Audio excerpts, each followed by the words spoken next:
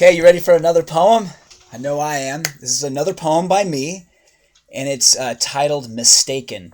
Now, this poem is actually an exercise poem that I worked on, a poem from an exercise that was assigned in a book that I recently read by an author named Tony Hoagland.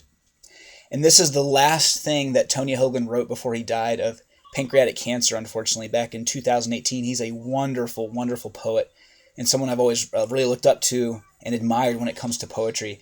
Something I love about his poems is they're very funny. A lot of them are very funny and very profound.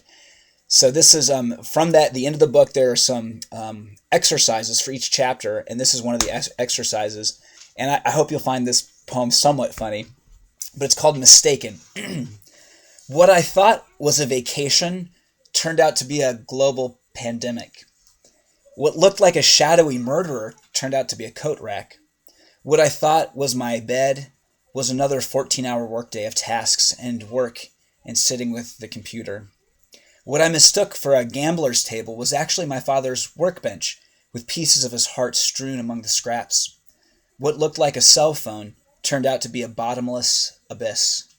What I thought was a career path was in fact a pair of my grandfather's work pants waiting for me to wear out the knees.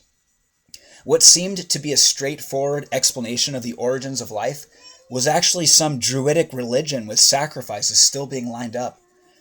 What I took to be my finger was actually a microphone. No, a telephone.